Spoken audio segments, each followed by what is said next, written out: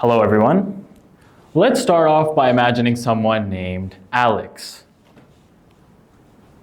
Alex has big dreams and aspirations. He wants to succeed in his career, his relationships, his health, and his personal goals, but like most of us, Alex spends about half of his waking hours doom scrolling through TikTok and Instagram Reels.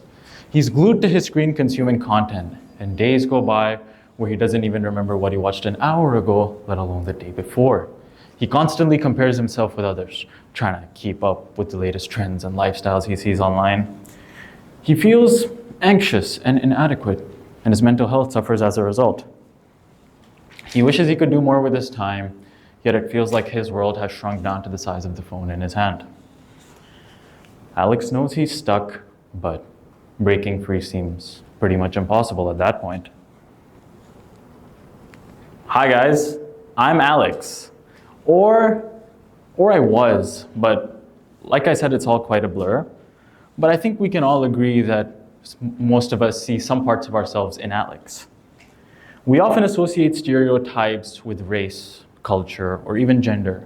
But today, we're dealing with a more subtle, yet pervasive form, a cognitive stereotype. Our thoughts, actions, and even aspirations are being shaped by the constant barrage of short-form content that we consume. Millions of people around the world are watching their lives slip away as they drown in this flood of bite-sized distractions. The average human attention span has significantly decreased from 12 seconds in 2000 to just 8 seconds today, which is now shorter than that of a goldfish. I mean, that's crazy. I remember that phrase, "you have the attention span of a goldfish," being thrown around all the time. That seems like a compliment now, considering the fact that we're worse off than they are. And it really makes you think about how our digital habits are reshaping our minds. So the question we have to ask ourselves is this: are we really living, or are we watching our lives pass us by, one short at a time? Ladies and gentlemen, with the dawn of artificial intelligence, we're entering the golden age of human development. Many of us are eager to embrace the possibilities it brings, unparalleled technological advancements and economic growth that could transform our lives. With that, there's a desire to develop the skills that would help us thrive. Thriving in this era means sharpening our ability to think critically, solve problems, learn and adapt continuously, and embody empathy and resilience. This is the moment for us to harness our potential, not just to keep up with the future, but to actually shape it. Now, the catch here is that as we race forward with these incredible advancements, we're seeing a decline in our cognitive abilities. The very tools that should be making us smarter are in some ways dulling our capacity to think. Why? Because we're drowning in a sea of short-form content, constantly consuming bite-sized information at a surface level, which hinders our ability to reflect, engage, and adapt to complex ideas. If we truly want to thrive in this era, we have to rethink our consumption habits. We need to take back control of our minds, reclaim our attention spans, and reignite our capacity for deep, meaningful thought. That's the challenge we face today, and it's one we cannot afford to ignore. So, when you get selected for a TED Talk like this, you're sent a speaker guide. Within the speaker guide are a few tips on how to deliver a memorable TED Talk. So, TED recommends you keep your talk to around 18 minutes or so, which they say is the sweet spot. But the irony here is that I can't remember the last time I sat down and watched an 18-minute TED Talk from start to finish. Honestly, it must have been years ago. And it really got me thinking about how our consumption habits have evolved over the years, and specifically with how we engage with content online. I remember a time when watching YouTube was a completely different experience altogether. As a young teenager, I'd come home from school, spend time with my family, and unwind by watching 15 to 20-minute vlogs from my favorite creators. Simple, authentic videos where creators would just document their lives. There were no crazy, flashy editing tricks that would grab and keep our attention. Instead, it was easy to focus. Now, even while preparing for this TED Talk, I found myself skimming through even the best TED Talks. I found myself even skimming through some of the best TED Talks just because my attention span has been so thoroughly wrecked. And I don't think it's just about how we as a society are consuming information. It's about how we, as collective individuals, are consuming information on a daily basis. Every minute, we're bombarded with more information that our ancestors would have encountered in a lifetime. A study conducted by the University of California, San Diego found that the average American consumes about 34 gigabytes of data and information every day. That's about as much data as absorbing 68 years worth of newspapers every single day. Our brains, however, aren't equipped to handle this massive influx of information. Evolutionarily, we're designed to focus on specific tasks and process information at a pace that allows us to truly reflect and understand. But today, we're expected to react to, process, and discard information at lightning speeds. This has become our modern obligation. It's the fear of missing out. It's FOMO. This constant bombardment doesn't just overwhelm our mental faculties, it fundamentally alters the way we think, damaging our ability to reflect and focus. And this impact is more than just a feeling. Instead, it's backed by data. A study published in Nature Communications highlights just how much this influx is impacting us. Researchers found that our attention spans are shrinking significantly.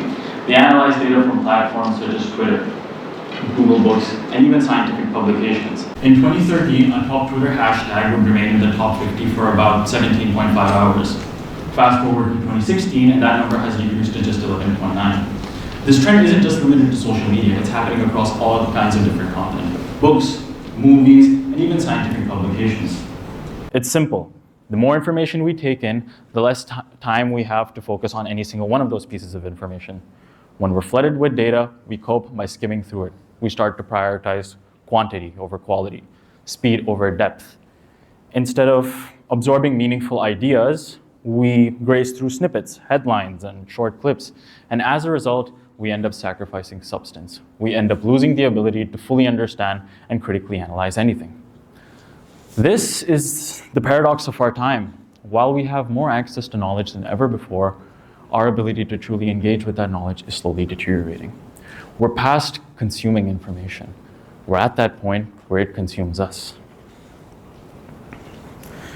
I want everybody to just think about the last time they were waiting in line or in an elevator.